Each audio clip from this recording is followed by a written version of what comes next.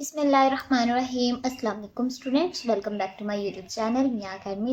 آج کے اس ویڈیو میں ہم چیپٹر 3 کا لیکچر نمبر 2 کور کریں گے۔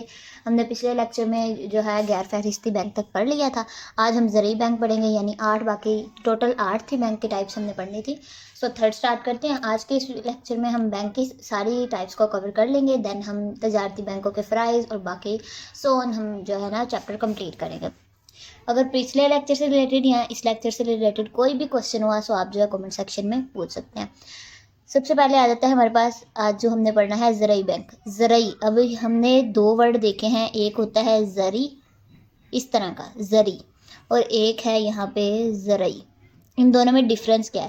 یہ جو ہے اس کو کہتے ہیں روپے پیسے والا، یعنی یہ ہٹا دیں تو یہ زر بن جاتا ہے، یعنی روپے پیسے والی بات ہو رہی ہے۔ لیکن یہ جو ہے یہ زراعت، جس طرح زراعت ہم لکھتے ہیں نا اس طرح ہی لکھتے ہیں زراعت۔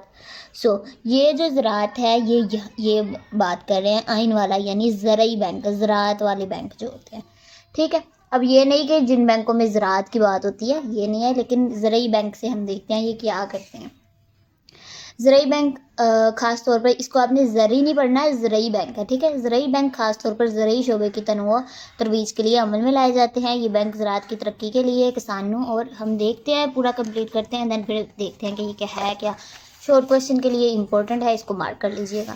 کاشتکاروں کو آسان شرائط پر قلیل المیعاد اور طویل المیعاد، یعنی کم عرصے کے لیے اور زیادہ عرصے کے لیے قرضے فراہم کرتے ہیں، تاکہ کاشتکار، یعنی اس جو پورے بینک کا مقصد ہے نا بنانے کا، ان بینکوں کا مقصد یہ ہے کہ ہم زراعت کو زیادہ سے زیادہ بڑے حصے پہ لے کے جائیں، زیادہ سے زیادہ اس میں اگر کوئی اخراجات وغیرہ ہیں، اگر ہم نے یعنی کوئی ہمارے کسان وغیرہ ہیں ان کے پاس نہیں ہیں یعنی پیسے وغیرہ، تو ان کو قرضے دیں آسان شرائط پر، اور وہ جو ہے زراعت کو ترقی دیں، زرعی جدت جو ہے اس میں لائیں، ٹھیک ہے۔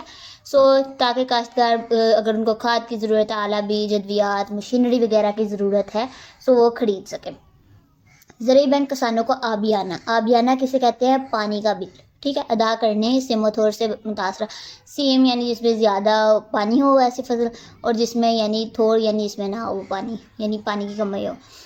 تھوڑ سے متاثرہ زمینوں کو قابل کاشت بنانے کے لیے بھی قرضے فراہم کرتے ہیں۔ جن ممالک میں زراعت معیشت کا سب سے بڑا شعبہ ہوتا ہے وہاں پیداوار اور زراعت کی ترقی اور جدت سازی کے لیے یہ بینک اہم کردار ادا کرتے ہیں۔ پاکستان میں جو زرعی بینک ہے اس کا نام ہے زرعی ترقیاتی بینک لمیٹڈ۔ یہ زرعی بینک ہے، ٹھیک ہے، زراعت کے لیے نہایت اہم کردار ادا کر رہا ہے۔ اس بینک نے کسانوں کو زرعی ترقی کے لیے یعنی بہت سے قرضے وغیرہ دیے، اور یہ دیکھ لیجئے گا جس میں زرعی ترقیاتی بینک کے موبائل کریڈٹ آفیسرز دیہاتوں میں جا کے کسانوں کو زرعی قرضے اور ماہرانہ جو ہے مشورے دیتے ہیں۔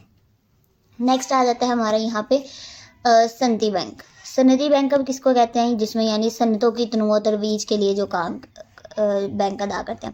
اچھا دیکھ لیتے ہیں یہ بینک صنعتی ترقی، ایک سیکنڈ میں زیادہ کروپ کر دیتی ہوں، ہوپ سو کہ اب نیٹ ہو۔ اچھا، یہ بینک صنعتی ترقی اور صنعت کی کارکردگی کو بڑھانے کے لیے قائم کیے جاتے ہیں۔ حکومت پاکستان نے اس سلسلے میں 1957 میں کون سا تھا یہ آپ کو پتہ ہونا چاہیے۔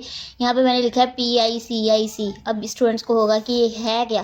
پاکستان انڈسٹریل، یعنی فرسٹ لیٹر اس کے اکٹھے کر کے آپ کا یہ ہے، اس کا مخفف بھی پوچھ سکتے ہیں شارٹ کوشچن کے لیے، آپ کو پتہ ہونا چاہیے کہ یہ ہے کیا۔ پاکستان انڈسٹریل کریڈٹ، نیکسٹ آ جاتا ہے اینڈ انویسٹمنٹ کارپوریشن، یہ PICIC کا ہے مخفف، اور یہ 1957 میں جو ہے قائم کیا گیا تھا۔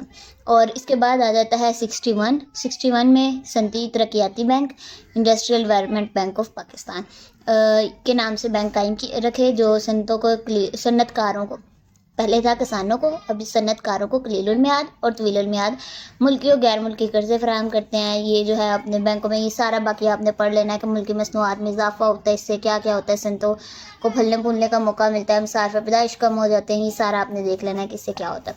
اس کے بعد نیچے آ جاتا ہے یہ جو ہے ادارے کام کر رہے ہیں جن میں investment corporation of Pakistan, ICP، investment corporation of Pakistan. Next آ جاتا ہے یہاں پہ EPE۔ اب EPE کا مطلب ہے ایکویٹی پارٹیسپیشن فنڈ، ٹھیک ہے، اور یہاں پہ آ جاتا ہے بینکرز ایکویٹی لمیٹڈ۔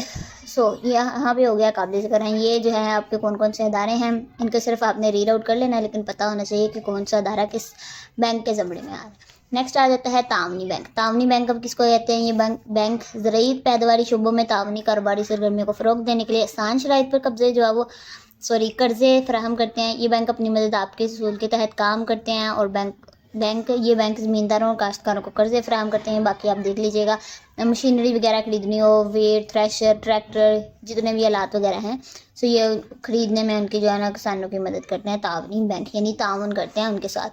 نیکسٹ آ جاتا ہے بچت بینک. بچت بینک اب کیا کرتا ہے؟ بچت بینک دراصل کوئی مخصوص بچت کے مالیاتی ادارے نہیں ہوتے، بلکہ تمام تجارتی بینک، قومی بچت کے مراکز اور ڈاک خانے کے بینک کیا ہیں بچت بینک کے نام سے لوگوں کے جو اندر بچتوں کا رجحان ہوتا ہے. یہ کیا کرتے ہیں؟ یعنی لوگوں کی جو چھوٹی چھوٹی، یعنی فار ایگزامپل اگر میں اپنے بینک کھلواتی ہوں، فار ایگزامپل میری پاکٹ منی ہی جو ہے نا 10,000 ہے یا 20,000 ہے، اس میں جو ہے وہ اپنی بچت کرتی ہوں اور یعنی کچھ میں اپنے پیسے یوز کر لیتی ہوں پاکٹ منی کے، کچھ میرے پاس بچ جاتے ہیں. اور جو چھوٹی چھوٹی رقم میں میرے پاس یعنی چھوٹی چھوٹی پاکٹ منی بچ جاتی ہے میرے پاس، اس کا کیا کروں گی کہ میں بینک میں اکاؤنٹ کھلوا لوں گی.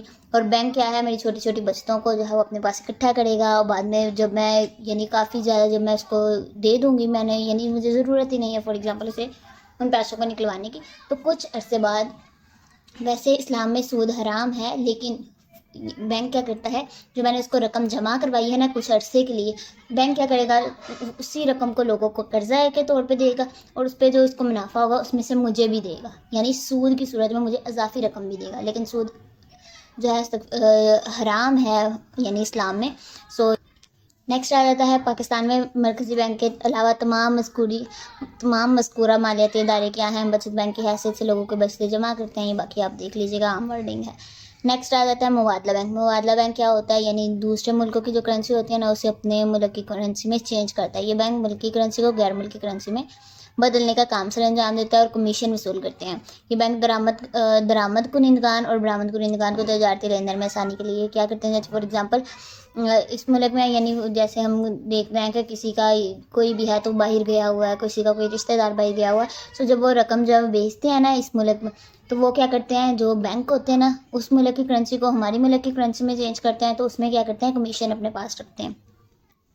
یہ بینک درآمد کنندگان اور برآمد کنندگان کے درمیان تجارتی لین دین کرتا ہے، ہنڈیوں پر بٹا لگانا، انہیں مالی وسائل مہیا کرتے ہیں، ڈرافٹ کی سہولت فراہم کر کے غیر ملکی ادائیوں کو آسان بناتے ہیں.